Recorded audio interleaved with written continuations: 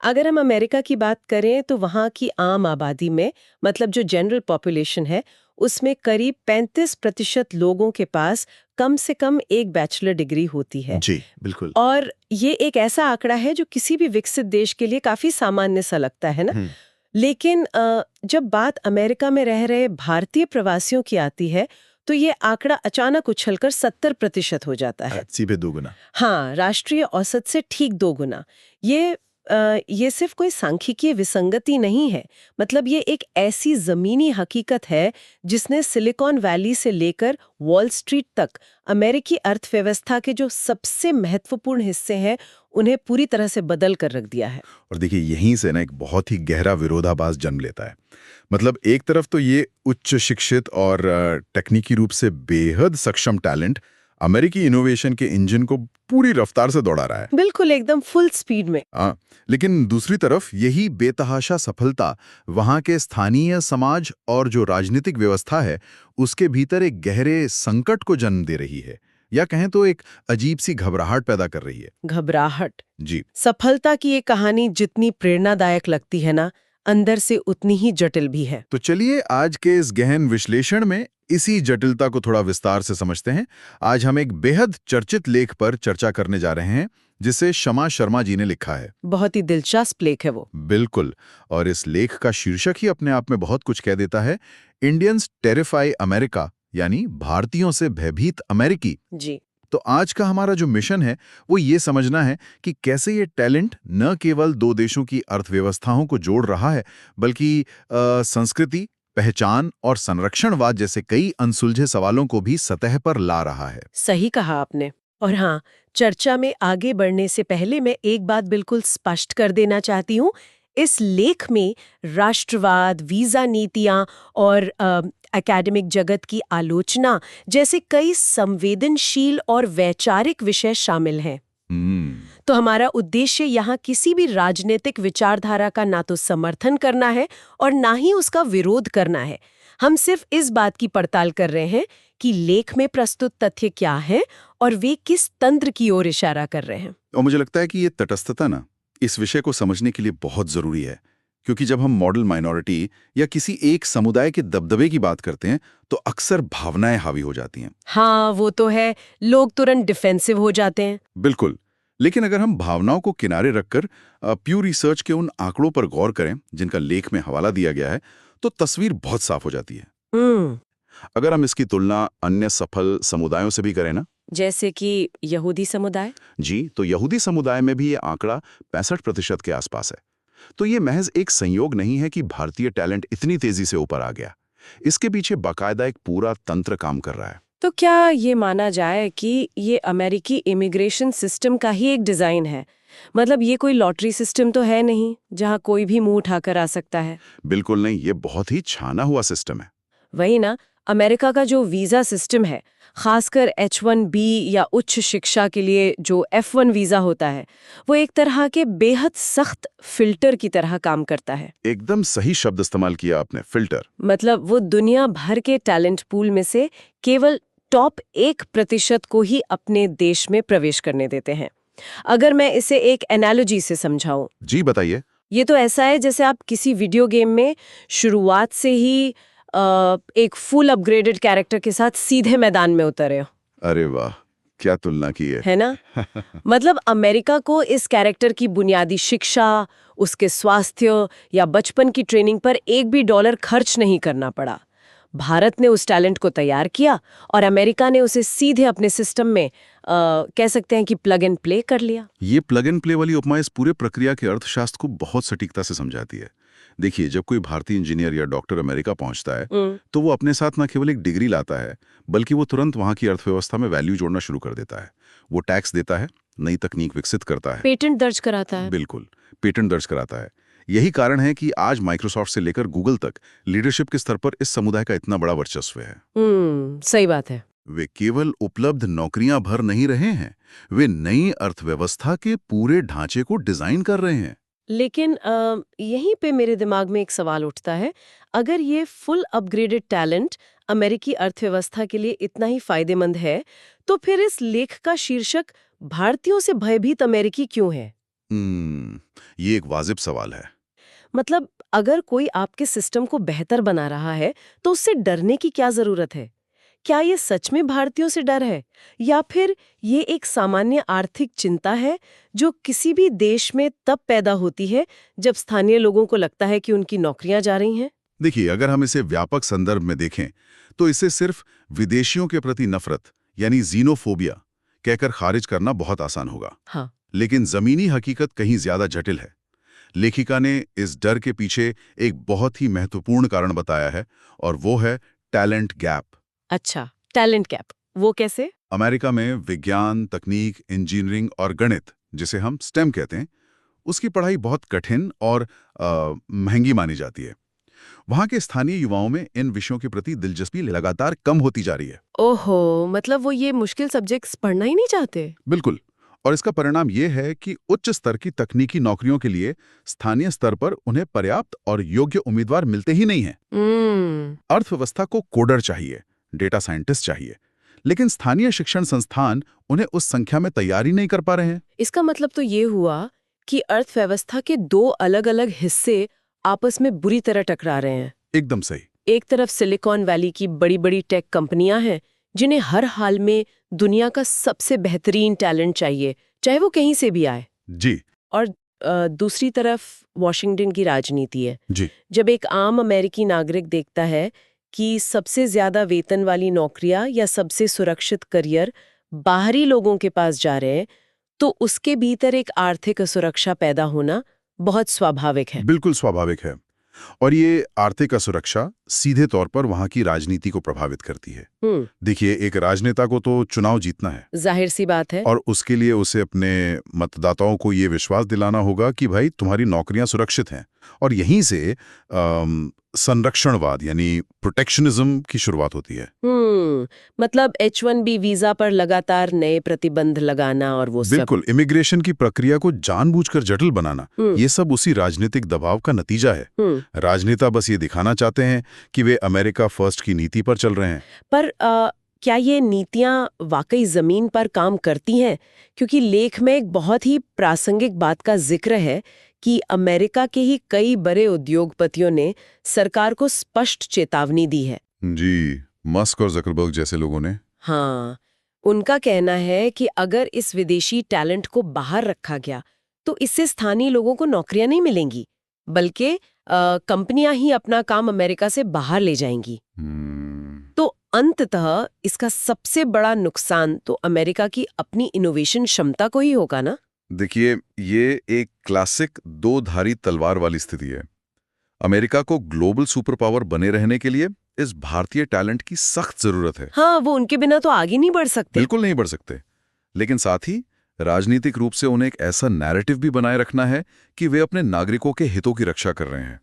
समझ रही हूँ। तो वॉशिंगटन का जो राजनीतिक लोक लुभावनवाद है और सिलिकॉन वैली का जो पूंजीवाद है, इन दोनों के बीच का ये सीधा टकराव ही इस पूरे डर या भय का असली कारण है। तो ये तो बात हुई कि अमेरिका या पश्चिमी दुनिया भारतीय प्रवासियों को किस नजरिए से देखती है। लेकिन इस लेख का एक दूसरा पहलू भी है जो मुझे लगता है शायद इससे भी ज्यादा दिलचस्प है। जी, बिल्कुल। वो ये कि भारतीय प्रवासी खुद को और अपनी जड़ों को कैसे देखते हैं। और यहाँ जो आंकड़े लेख में दिए गए हैं वे सच में चौंकाने वाले हैं। वे आंकड़े वाकई ध्यान खींचते हैं। लेख में बताया गया है कि केवल 3% भारतीय ऐसे हैं जो अपने देश या अपनी जड़ों के प्रति नकारात्मक विचार रखते हैं। सिर्फ 3%? हाँ, केवल 3%। और इसके विपरीत अगर हम अन्य देशों को देखें तो 20% अमेरिकी और करीब 29% ब्रिटिश नागरिक अपने ही देश को नापसंद करते हैं। बाप रे, 29%? जी, या वो अपने देश के बारे में नकारात्मक राय रखते हैं। तो ये बात स्पष्ट करती है कि एक आम भारतीय प्रवासी दुनिया के किसी भी कोने में क्यों ना चला जाए, उसका अपनी सांस्कृतिक पहचान के साथ एक गहरा, सकारात्मक और भावनात्मक जुड़ाव हमेशा बना रहता है। ये एक बहुत ही खूबसूरत और सकारात्मक तस्वीर है। लेकिन यहीं बात और भी दिलचस्प हो जाती है। लेखिका शमा शर्मा इसी बिंदु पर आकर एक बहुत ही तीखी आलोचना भी करती हैं। वो बुद्धिजीवियों वाली बात। बिल्कुल। वे एक बहुत ही गहरे विरोधाभास की ओर इशारा करती हैं, जिसे हम बुद्धिजीवियों का विरोधाभास कह सकते हैं। लेख के अनुसार एक तरफ तो आम भारतीय है जो अपनी जड़ों से जुड़ा है, जी, लेकिन दूसरी तरफ पश्चिमी विश्वविद्यालयों और थिंक टैंक में बैठा एक ऐसा भारतीय बौद्धिक वर्ग है जो जानबूझकर भारत की एक बहुत ही नकारात्मक और पिछड़ी छवि पेश करता है। देखिए ये इस लेख का सबसे तीखा तर्क है। लेखिका का दावा है कि पश्चिमी अकादमिक जगत में सफलता पाने के लिए भारत की आलोचना करना एक तरह का टूल या कहें तो हथियार बन गया है। वे एक वाक्य का भी जिक्र करती हैं। एक प्रोफेसर ने स्पष्ट रूप से स्वीकार किया था कि पश्चिमी अकादमिक ढांचे में प्रसिद्धि पाने और करियर की सीढ़ियां तेजी से चढ़ने के लिए अपनी ही जड़ों की आलोचना करना बहुत मददगार साबित होता है।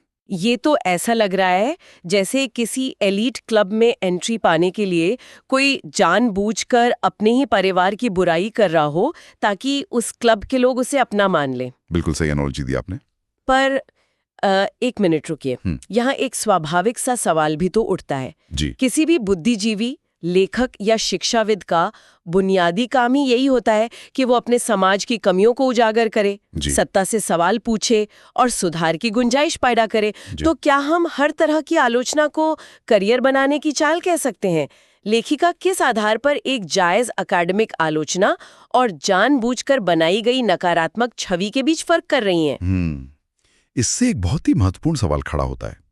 आलोचना करना निश्चित रूप से एक बुद्धिजीवी का काम है, इसमें कोई दो राय नहीं है। हाँ। लेकिन लेखिका यहाँ आलोचना और इकोसिस्टम की मांग के बीच के अंतर को समझा रही हैं। देखिए, पश्चिमी एकेडमिक जगत का अपना एक तयशुदा ढांचा है। रिसर्च के लिए ग्रांट हासिल करना, प्रतिष्ठित जर्नल्स में अपने पेपर पब्लिश करवाना या मुख्य धारा के पश्चिमी मीडिया में जगह पाना, इन सब के पीछे एक पूरा सिस्टम काम करता है। हाँ, एक पूरी इंडस्ट्री है। बिल्कुल। और कई बार ये सिस्टम एक खास तरह के नैरेटिव को ही पुरस्कृत करता है। अच्छा, कैसे? मतलब अगर कोई शोध भारत की किसी बहुत बड़ी सफलता पर बात करता है तो शायद उसे उतनी तवज्जो ना मिले, लेकिन अगर वही शोध भारत को एक समस्याग्रस्त या पिछड़े देश के रूप में पेश करता हो तो उसे हाथों हाथ लिया जाएगा। समझ रही हूँ। तो लेखिका का तर्क यह है कि कुछ शिक्षाविदों ने इस मांग को पहचान लिया है और वो बस उसी नैरेटिव की आपूर्ति कर रहे हैं जो पश्चिमी संस्थाएं सुनना चाहती हैं। अगर इसे आर्थिक नजरिए से देखा जाए तो ये तो शेयर बाजार के उस शॉर्ट सेलर की तरह हो गया। Short seller? हाँ, मतलब एक ऐसा व्यक्ति जो किसी कंपनी के शेयर गिरने पे मुनाफा कमाता है। मतलब पश्चिमी अकादमिक बाजार में अपनी पेशेवर साख बढ़ाने के लिए अपनी ही जड़ों की निंदा करना एक तरह का सफल बिजनेस मॉडल बन गया है। दिलचस्प तुलना है। वो शॉर्ट सेलर बाहर वालों को ये साबित करना चाहता है कि मैं इन लोगों जैसा नहीं हूँ, मैं वैचारिक रूप से तुम्हारे ज्यादा करीब हूँ, ताकि वो उस एलीट क्लब का हिस्सा बन सके। आपकी ये तुलना बहुत ही सटीक है। और देखिए, ये सिर्फ किसी व्यक्तिगत नैतिकता का मामला नहीं है। हाँ? ये उस पूरी व्यवस्था की समस्या है जो इस तरह के आंतरिक तोड़फोड़ यानी इंटरनल सैबोटाज को प्रोत्साहन देती है। जब सिस्टम आपको अपने ही देश की एक एकांगी तस्वीर पेश करने के लिए रिवॉर्ड करता है तो सच कहीं पीछे छूट जाता है। बिल्कुल सही बात है। और यही कारण है कि लेखिका इस तथाकथित एलीट वर्ग की तुलना एक आम भारतीय प्रवासी से करती हैं, ताकि दोनों के नजरिए का अंतर एकदम स्पष्ट हो सके। और वो अंतर बहुत ही जमीनी है। लेख में एक बहुत ही मार्मिक किस्सा साझा किया गया है। फ्रांस में रहने वाली एक आम भारतीय वर्किंग वुमेन का जिक्र है जो अचानक इसलिए रो पड़ी क्योंकि वो पिछले 5 साल से भारत नहीं जा सकी थी। जी, वो बहुत ही इमोशनल हिस्सा था। हाँ, मतलब ये कहानी सिर्फ होम सिकनेस या घर की याद आने की नहीं है। ये इस बात का प्रतीक है कि एक आम इंसान के लिए, एक प्रवासी के लिए उसकी जड़ें क्या मायने रखती हैं। बिल्कुल। अब देखिए, वो महिला किसी एकेडमिक पेपर को पब्लिश करवाने की दौड़ में शामिल नहीं है। उसके लिए भारत कोई विषय नहीं है जिसका विश्लेषण करके उसे कोई ग्रांट हासिल करनी है। उसके लिए भारत उसकी बुनियाद है। ये लेख बहुत अच्छे से स्थापित करता है कि चाहे आप सिलिकॉन वैली में दिन रात कोडिंग कर रहे हों या किसी यूरोपीय शहर में अपना व्यवसाय चला रहे हों, ये आपकी सांस्कृतिक पहचान ही है जो आपको एक नई जगह पर टिके रहने की ताकत देती है। जी। जो आम इंसान इस बात को समझता है वो अपनी बुनियाद का सम्मान करता है, लेकिन जो बौद्धिक वर्ग सफलता की अंधी दौड़ में इसे भूल जाता है वो शायद अंत में एक बहुत ही खोखली पहचान के साथ रह जाता है। तो अगर हम आज की इस पूरी चर्चा के अलग अलग धागों को एक साथ समेटने की कोशिश करें तो तस्वीर कुछ इस तरह बनती है। हमने शुरुआत की थी उस हाई स्किल्ड टैलेंट से जो अमेरिका के लिए एक वरदान भी है और उनके स्थानीय राजनीतिक ढांचे के लिए एक बहुत बड़ी चुनौती भी। सही कहा। हमने समझा कि कैसे इमिग्रेशन का फिल्टर सिर्फ सबसे बेहतरीन लोगों को चुनता है और कैसे उनकी सफलता ने एक तरफ इनोवेशन को जन्म दिया है तो दूसरी तरफ संरक्षणवाद की दीवारों को ऊंचा किया है। और इसके साथ ही हमने प्रवासियों के भीतर चल रहे उस वैचारिक संघर्ष को भी डिकोड किया। जी। एक तरफ वो आम इंसान है जिसका अपनी मिट्टी से अटूट रिश्ता है, और दूसरी तरफ वो अकादमिक इकोसिस्टम है जहां पेशेवर सफलता के लिए अपनी ही जड़ों की नकारात्मक तस्वीर बेचना एक आम चलन बन चुका है। ये विरोधाभास दिखाता है कि जब इंसान अपनी भौगोलिक सीमाएं पार करता है तो सिर्फ उसकी नागरिकता नहीं बदलती, बल्कि उसकी पहचान के मायने भी बहुत ही जटिल हो जाते हैं। ये एक बेहद ही उलझी हुई और दिलचस्प गतिशीलता है, लेकिन इन सब के बीच एक ऐसा पहलू है जिस पर शायद अभी तक पर्याप्त चर्चा नहीं हुई है, और मुझे लगता है जो इस पूरे कहानी का सबसे महत्वपूर्ण भविष्य तय करेगा। ये वाकई विचार करने वाली बात है। जी। देखिए, लेख में पहली पीढ़ी के प्रवासियों की सफलता और उनके नजरिए की तो विस्तार से बात की गई है, लेकिन जरा सोचिए, अगर हम थोड़ा आगे की सोचें, उन बच्चों के बारे में जो अमेरिका या पश्चिमी देशों में पैदा हो रहे हैं और वहीं पले बढ़ेंगे, जिन्हें हम सेकंड जनरेशन कहते हैं। हाँ, जो वहाँ की दूसरी पीढ़ी है। जरा कल्पना कीजिए कि उनके सामने कैसा अजीबोगरीब संकट खड़ा है। ये एक बहुत ही प्रासंगिक बिंदु उठाया आपने। एक तरफ अमेरिका का राजनीतिक संरक्षणवाद बढ़ रहा है, जो शायद उन्हें ये एहसास कराता रहेगा कि भाई वे पूरी तरह से वहाँ के मूल निवासी नहीं हैं। बिल्कुल। और दूसरी तरफ जब वे अपनी जड़ों को समझने के लिए पश्चिमी अकादमिक संस्थानों या किताबों की ओर देखेंगे, तो वहाँ बैठे बुद्धिजीवी उन्हें बताएंगे कि उनकी मूल संस्कृति तो पिछड़ी हुई और समस्याओं से भरी है। तो ऐसे में सवाल ये उठता है कि वे बच्चे जाएंगे कहाँ? अगर जिस देश में वे पैदा हुए हैं वहां का राजनीतिक माहौल उन्हें भारी मानता है, और जिस देश से उनके माता पिता आए हैं उसकी सिर्फ एक आलोचनात्मक और नकारात्मक छवि ही उन्हें परोसी जा रही है, तो वे वैचारिक रूप से कहाँ खड़े होंगे? वे वैचारिक और भावनात्मक रूप से किस जमीन पर खड़े होंगे? इस पूरी तरह से वैश्वीकृत दुनिया में एक भारतीय अमेरिकी बच्चे की असली पहचान क्या होगी? ये वाकई एक बहुत ही गहरा और सोचने पर मजबूर कर देने वाला सवाल है।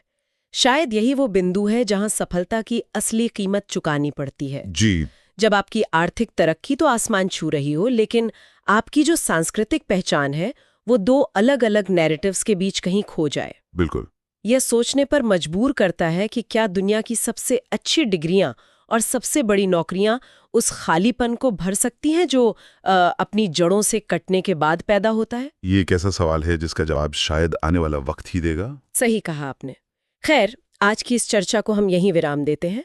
हमारे साथ इस जटिल विषय की परतों को खोलने के लिए आपका बहुत बहुत धन्यवाद। मुझे भी बहुत मजा आया, धन्यवाद। हम उम्मीद करते हैं कि सुनने वालों को आज के इस गहन विश्लेषण ने टैलेंट, पहचान और सफलता के अर्थशास्त्र को एक बिल्कुल नए नजरिए से देखने के लिए प्रेरित किया होगा। इस सवाल पर खुद भी विचार कीजिएगा कि बदलती हुई दुनिया में असल में पहचान के मायने क्या रह जाते हैं।